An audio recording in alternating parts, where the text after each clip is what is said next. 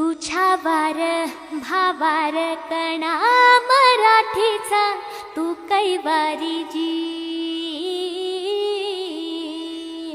तू अस्मिता कीर्ती तू अभिमान मातीचा, तू शिवबाचा मावळाची। हे नव्या युगाची पहाट श्वासात नवनिर्माण लहरून देऊ राजी। हे नव्या पर्वाची ही वाट संकटांना देऊ मात, भिडवूया झेंडा गगनाशी। मोठी लढाई लढू मातीसाठी गड्या, मनगटात जोर लावून